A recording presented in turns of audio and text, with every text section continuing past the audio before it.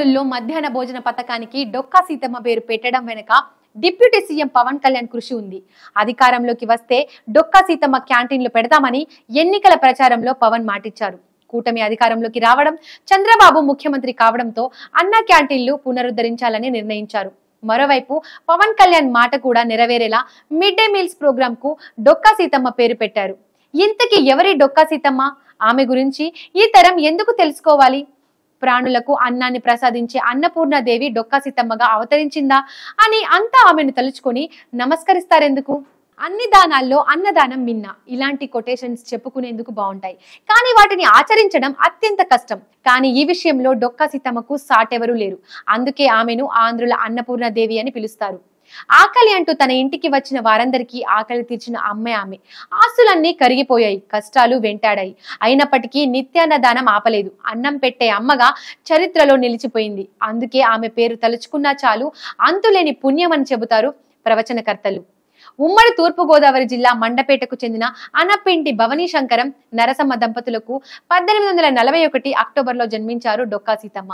ఈ ఇంట్లో నిత్యం ఆతిథ్యం సాగేది. పి గన్నవరం మండలం లంకల గన్నవరానికి చెందిన డొక్కా జోగన్న ఆ రోజుల్లో వేద సభలకు వెళ్తూ ఉండేవారు.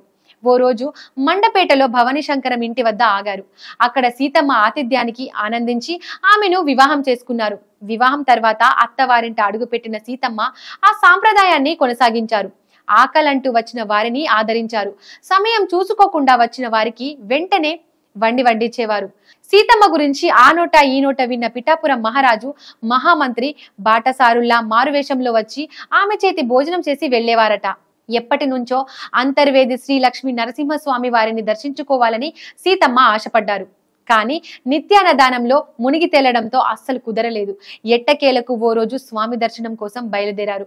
మార్గ మధ్యలో ఓ చెట్టు కింద సేద తీరుతున్న సమయంలో అటుగా వెళుతున్న ఓ పెళ్లి బృందం కనిపించింది. సరిగ్గా అప్పుడే భోజన సమయం అయ్యింది. సీతమ్మ గురించి ఆ నోట ఈ నోట విన్న ఆ పెళ్లి బృందం ఆమె ఇంటికి వెళదామని మాట్లాడుకున్నారు. వారి మాటలు ఆ పక్కనే ఉన్న సీతమ్మ చెవిన పడ్డాయి. అంతే, మరో ఆలోచన లేకుండా ఇంటికి తిరుగు పయనమయ్యారు. దైవ దర్శనం కన్నా ఆకలితో ఉండేవారికి భోజనం పెట్టడమే గొప్ప కదా అని ఆమె భావించారు. అందుకే అప్పటికప్పుడు ఇంటికి చేరుకొని పెళ్లి బృందం వచ్చేలోగా భోజనానికి అన్ని ఏర్పాట్లు చేశారు. ఓ ఏడాది గోదావరి ఉప్పొంగింది. ఆ రాత్రి ఓ వ్యక్తి ఆకలితో బాధపడుతూ గోదావరి లంకలో నుండి సీతమ్మ గారు ఆకలి వేస్తుంది, అన్నం వండి పెట్టండి అంటూ కేకలు వేశారు. ఆ పిలుపు ఆమె చెవిన పడింది. అంతే, వెంటనే అన్నం వండేసి ఆ రాత్రి ఉగ్రరూపం దాల్చిన గోదావరిలో తన భర్త సహాయంతో పడవలో అక్కడకు చేరుకొని అన్నం పెట్టింది ఆ మహాతల్లి. ఓసారి సీతమ్మ ఇంటికి దొంగతనానికి వచ్చిన ఓ వ్యక్తి పట్టుచీర తీసుకొని పారిపోతుండగా జనం పట్టుకొని కొట్టబోయారు. ఇంతలో సీతమ్మకు మెలకువ వచ్చింది. ఆమెను చూసి కాళ్లపై పడ్డాడు. ఆ సమయంలో కూడా అన్నం వండి భోజనం పెట్టి ఆ పట్టుచీరను ఇచ్చేసి ఆశీర్వదించి పంపించింది ఆమె. ఇలా సీతమ్మ గురించి కన్నవి విన్నవి చాలా విషయాలు, ఆమె గొప్పతనం గురించి కథలుగా చెబుతారు.